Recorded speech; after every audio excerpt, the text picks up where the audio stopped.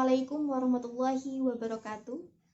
Perkenalkan, saya Siska Dwi Aprilia, mahasiswi aktif semester 6 Komunikasi Penyiaran Islam UIN Sunan Ampel, Surabaya.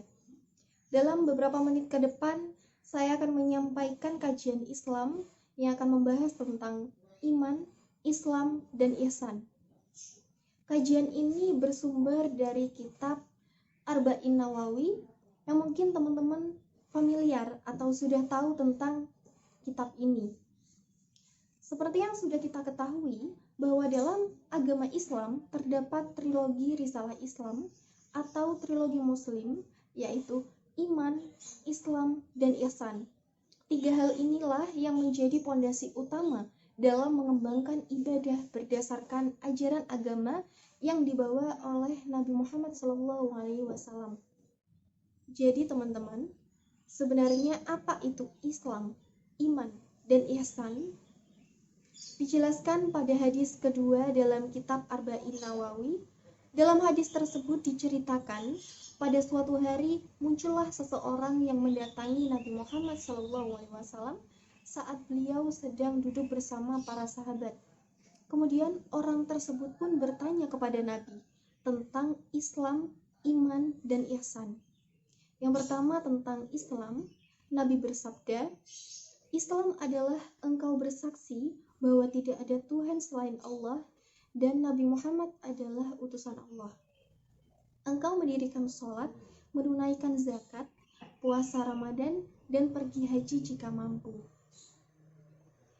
Islam itu terdapat beberapa pengertian teman-teman, yaitu patuh, tunduk, ketenangan, dan kebahagiaan. Dalam hal ini, jika kamu sudah memilih Islam, kamu sudah bersyahadat asyhadu an la ilaha illallah wa asyhadu anna Muhammadar Rasulullah, maka kamu harus tunduk dan patuh terhadap perintah Allah dan larangannya. Menjalankan rukun-rukun Islam, maka insya Allah, kalau kamu sudah patuh terhadap Allah, maka kamu akan mendapatkan rasa damai, tenang, dan bahkan kebahagiaan. Kemudian yang kedua, yaitu tentang iman.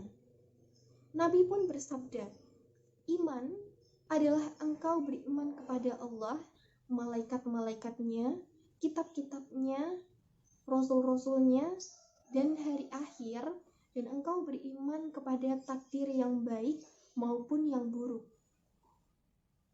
Jadi teman-teman, iman berasal dari kata azman yu'aminu limanan, yang artinya meyakini atau mempercayai.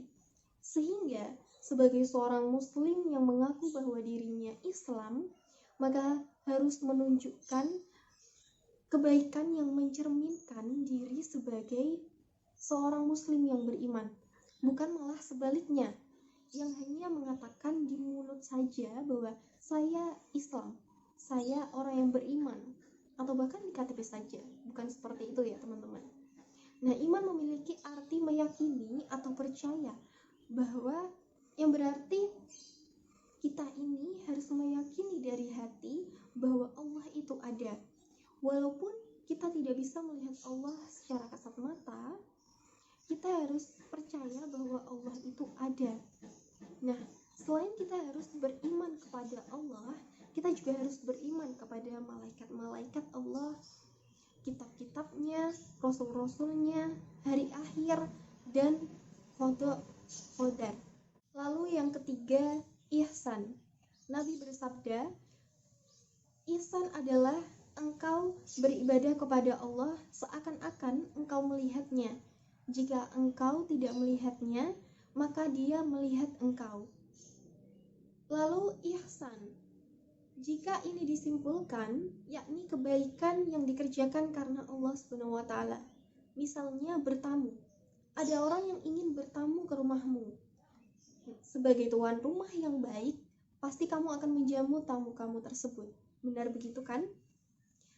Karena memuliakan seorang tamu merupakan amal solih yang pahalanya akan dibalas oleh Allah SWT.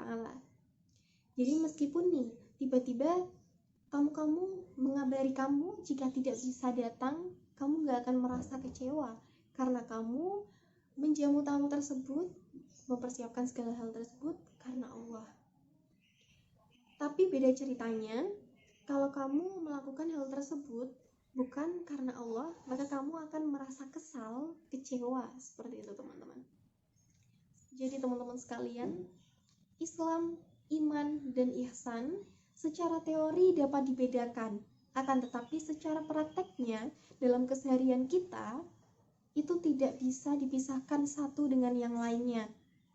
Karena Islam yang artinya patuh, tunduk, kita patuh terhadap perintah dan larangan Allah, kita menjalankan amalan-amalan yaitu rukun Islam yang tampak ya, yang lahir. Sedangkan iman adalah keyakinan dalam hati, kita meyakini bahwa Allah itu ada, kita mengimani 6 rukun iman. Dan ihsan selalu berbuat kebaikan karena Allah. Jadi kita berbuat baik karena niat kepada Allah. Sekian sampai di sini. Semoga apa yang saya sampaikan bermanfaat bagi teman-teman semuanya. Jika ada salah kata maupun kurangnya, mohon maaf. Wabillahi taufiq wal hidayah. Wassalamualaikum warahmatullahi wabarakatuh.